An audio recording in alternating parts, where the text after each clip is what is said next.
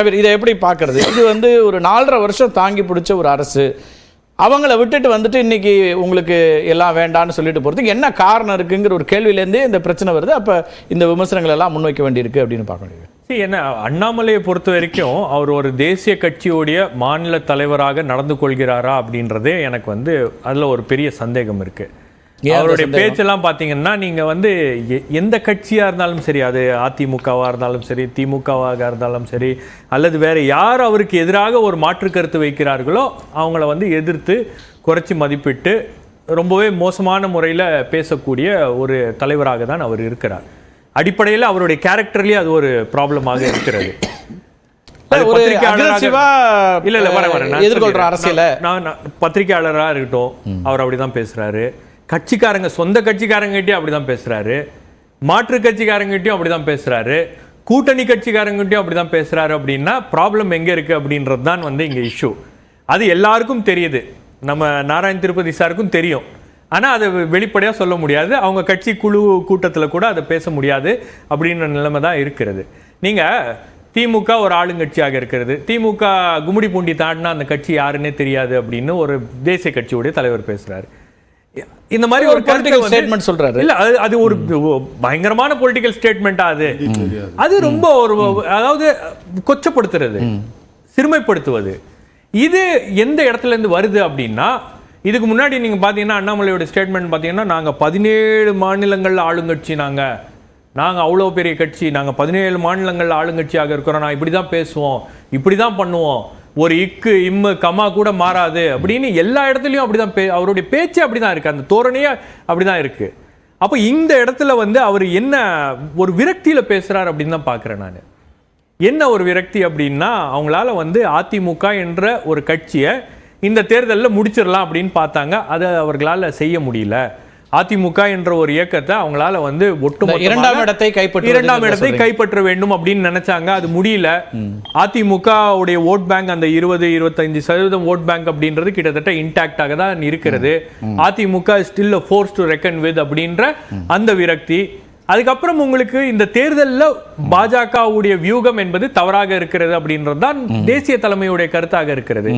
உள்ளுக்குள்ள இருக்கக்கூடிய எல்லா கட்சி தலைவர்களும் நாம கூட்டணியில இருந்தோம்னா இந்த தேர்தலில் திமுகவுக்கு 40 சீட்டு கிடைச்சிருக்காது அப்படின்றது உறுதியா நம்புறாங்க. அதுதான் வந்து ஒரு பொலிட்டிக்கல் கால்குலேஷன் கூட. அதை காலி பண்ணது அண்ணாமலை அப்படின்ற அந்த பழியும் பாவமும் அவர் மீது இருக்கிறது. அது அவரால் தொடர்ந்து எரிந்து விட முடியாது. இன்னைக்கு கூட எனக்கு தெரிஞ்சு பாஜக ஏன் இந்த மாதிரி ஒரு பெர்ஃபார்மன்ஸ் தமிழ்நாட்டில் இருக்கு, ஏன் உங்களால வந்து ஒரு கூட்டணியை வச்சு ஒரு வலுவான பெர்ஃபார்மன்ஸ் கொடுக்க முடியல அப்படின்ற அந்த டிபேட்டோ டிஸ்கஷனும் நடக்கலையே. அதிமுகவில் இப்பதான் ஆரம்பிக்கிறாங்க, 10ஆம் தேதியில இருந்து ஆரம்பிக்கிறாங்க அந்த தொகுதி வாரியா. அதுவும் வந்து அவங்களுக்கு உள்ளுக்குள்ள அந்த நெருக்கடி அப்படின்றது இருக்கு. இபிஎஸ்க்கு ஒரு இன்செக்யூரிட்டி அப்படின்றது ஒரு ப்ராப்ளம் இருக்கு. இந்த தேர்தலை பொறுத்த வரைக்கும் எனக்கு தெரிஞ்சு ஏடிஎம்கே உடைய புவர் பெர்ஃபார்மன்ஸ் தான் இந்த தேர்தல் தான். அதிமுக என்ற ஒரு கட்சி ஆரம்பிச்சு ரொம்ப மோசமான பெர்ஃபார்மன்ஸ் கொடுத்தது இந்த தேர்தலில் தான். ஒரு 7 தொகுதிகளில் டெபாசிட்டே இழந்திருக்கிறார்கள். ரொம்ப மோசமான கேண்டிடேட்ஸ், மோசமான பெர்ஃபார்மன்ஸ், காசு செலவு பண்ணல, கட்சிக்காரங்க வேலை பார்க்கல. அப்படி இருந்து கூட அந்த கட்சி வந்து 21% ஓட்டு வாங்குது, நிக்குது அப்படின்னா அந்த கட்சியால நம்ம அசைச்சு பார்க்கணும்னு நினைச்சோம், நம்மளால முடியலையே அப்படின்ற அந்த விரக்தியை பேசுகிறார். அதை பர்சனலா எடுத்துக்கிறாரு. அது ஒரு சிக்கல் இருந்தீங்க. இன்னொரு பக்கம் திரு அண்ணாமலை தலைமையேற்றத்தினால தான் இங்கே வந்து பிஜேபிக்கான ஒரு இழப்பு, ஆட்சி அமைக்கிறதுக்கான எண்ணிக்கையே வரல அப்படிங்கிற அளவுக்கு திரு எடப்பாடி ஒரு விமர்சனத்தை வைக்கிறாரு. உண்மைதான். அது ஏன் சொல்றேன்னா, உங்களுக்கு இந்த கருத்து வந்து இபிஎஸ் போற போக்கில் பேசல, இது பொது கருத்தாக இருக்கிறது. அவங்க கட்சி தலைவர்களுக்குள்ளேயே அதிமுகவுடனான கூட்டணி இருந்திருந்தோம்னா திமுகவுக்கு ஒரு 20 இடங்கள்ல டஃப் ஃபைட் கொடுத்துருக்கலாம். அந்த வாய்ப்பை வந்து அண்ணாமலையால நாம வந்து இழந்து விட்டோம் அப்படின்ற அந்த கருத்து என்பது உண்மையாக இருக்கிறது. அதை யாருமே ஒத்துக்க முடியாது, நான் ஏற்றுக்கொள்ள மாட்டேன் அப்படின்லாம் சொல்ல முடியாது. அது ஒரு பொலிட்டிக்கல் மிஸ்கால்குலேஷன், ஒரு அரசியல் பிழை என்பதை அண்ணாமலை செய்திருக்கிறார். இது இந்த அதுல 2 விதமான அணுகுமுறை தான் சொன்னாங்க. ஒண்ணு வந்து தேசிய அளவுல கட்சிக்கு எண்ணிக்கை வரணும்னு ஒண்ணு, ரெண்டாவது தமிழ்நாட்டில் கட்சியை வளர்ப்பது நீண்ட கால செயல் திட்டம்னு மாநில தலைவர் அந்த அணுகுமுறையை கையாண்டார் அப்படிங்கிறது தான். இப்ப அவரை நான் என்ன கேட்கிறேன், இவ்வளவு நாள் நீங்க கட்சியை வளர்க்கலையா? 2014 கூட்டணியில இருந்தீங்க, கட்சி வளர்க்கலையா? 2019 கூட்டணியில இருந்தீங்க, அப்ப கட்சியை வளர்க்கணும் அப்படின்னு நோக்கம் இல்லையா? 2024 மட்டும்தான் உங்களுக்கு கட்சியை வளர்க்கணும். கூட்டணிக்கு தலைமை தாங்குற ஒரு இடம் இந்த முறை எப்படி முன்னாடி கூட்டணியில இருந்தாங்க, ஆனா தலைமை தாங்குற இடத்துக்கு இப்ப வரும். நீங்க 2014லயே நீங்க வந்து கூட்டணிக்கு தலைமை தாங்கிட்டீங்க, உங்களுக்கு அதுக்கான ஒரு வாய்ப்பு உங்களுக்கு கிடைச்சிச்சு. அப்போ 19% எடுத்தீங்க, இப்ப அதை விட குறைவா தானே எடுத்திருக்கீங்க. நீங்க என்ன பெருசா சாதிக்க போறீங்க?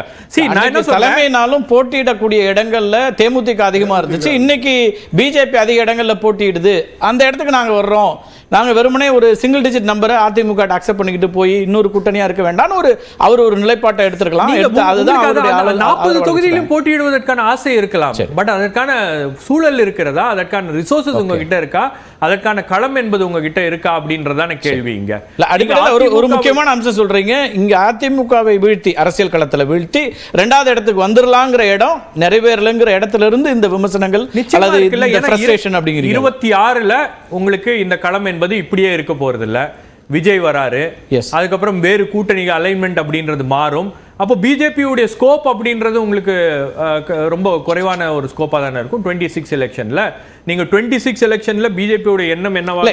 இன்னொரு விமர்சனத்தை அவர் முன்வைக்கிறார். நீங்க 26க்கு ஸ்கோப் குறையுதுன்றீங்க. இந்த தேர்தல் விக்கிரவாண்டி தேர்தல் இடைத்தேர்தல்ங்கிறது திமுகவுக்கு எதிராக மிக முக்கியமான ஒரு களம்.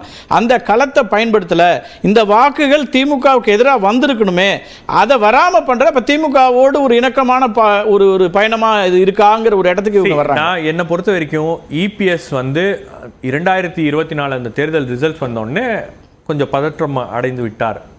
அவருக்கு அது தெரிஞ்சிருச்சு, இன்னொரு தேர்தலில் நாம வந்து போட்டியிட்டு அதுலயும் நமக்கு தோல்வி வந்துச்சுன்னா அது ஒரு சிக்கலை ஏற்படுத்தும் அப்படின்ற அந்த மனநிலையில தான் அந்த முடிவு எடுக்கப்பட்டதாக தெரிகிறது. 2வது அரசியல் ரீதியாக பாத்தீங்கன்னா பாமக இன்னைக்கு பிஜேபி கூட்டணியில இருக்கு, பாமகவுக்கு ஒரு வாய்ப்பு விட்டு கொடுக்கிறோம் அப்படின்ற மாதிரி ஒரு சின்ன அவங்கள ரப் பண்ணிக்க வேண்டாம், இப்ப களத்துல நின்னா ஒருத்தர் விமர்சிக்க வேண்டிய தேவை வரும், இப்ப அதை அவாய்ட் பண்றாங்கன்னு கூட அதை பார்க்கலாம். திரு தமிழ்மணி ஏற்கனவே ஒரு நிகழ்ச்சியில அதை குறிப்பிட்டார். நமக்கு வந்து அது ஒரு டோரை நம்ம ஓபன் பண்ணி வைக்கிறோம் அப்படின்ற ஒரு வாய்ப்பு என்பது இருக்கிறது. 2வது உங்களுக்கு வந்து இன்னொரு பக்கம் சீமானோடையும் ஒரு நல்ல அண்டர்ஸ்டாண்டிங் அப்படின்றது டெவலப் ஆயிட்டே இருக்கு.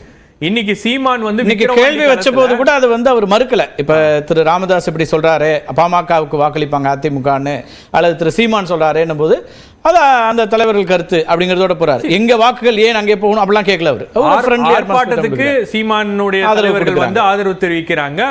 அங்கேயும் வந்து ஒரு சின்ன ஆப்பர்ச்சுனிட்டி அப்படின்றத அவர் பாக்குறாரு, பொலிட்டிக்கலா பாக்குறாரு. சீமான் களத்துல 5-6 நாட்களாக அங்கே கேம்ப் பண்ணி அவர் வந்து வேலை பார்த்துட்டு இருக்காரு. கடந்த முறை 8000 ஓட்டு வாங்கினார், இந்த முறை அவருக்கு வந்து ஒரு 25,000 ஓட்டு வாங்குறதுக்கான ஒரு சூழல் அப்படின்றது அங்கே இருக்கிறது. ஸோ அந்த இடத்தை நோக்கி அவர் போகும்போது ஒரு அண்டர்ஸ்டாண்டிங்கை கிரியேட் பண்றதுக்கான ஒரு களமாக அது இருக்கிறது. அதை போய் அண்ணாமலை வந்து கொலாப்ஸ் பண்றாரு அப்படின்றதான் வந்து அதிமுக வாக்குகள் பெரும்பகுதி பாமகவுக்கு வந்திருக்க வேண்டியது வருகிறதா அப்படிங்கிற ஒரு கேள்வியை திரு மணிகண்டன் அதுதான் தொடக்கத்திலே வச்சார். அதுதான் சிக்கல் அப்படின்னாரு. நான் அது வரக்கூடாதுன்னு அண்ணாமலை நினைக்கிறாரா அப்படின்றதும் வந்து ஒரு கேள்வியாக இருக்கிறது. நீங்க அண்ணாமலையோட பேச்சுனால யாருக்கு பிரச்சனை? இப்போ விக்கிரவாண்டியில அதிமுக நிக்கல, பிரச்சனை இல்ல, பாமக தானே நிக்குது, பாமக தானே பிரச்சனை. நீங்க இதை எப்படி போய் கன்வின்ஸ் பண்ணுவீங்க? அண்ணாமலையை யார் கூப்பிட்டு வராரு, யாருடைய கேண்டிடேட் கூட நிக்கிறாங்க? அப்ப அங்க இதுக்கு இந்த கேள்விகளுக்கெல்லாம் வந்து பதில் சொல்ல வேண்டிய இடத்துல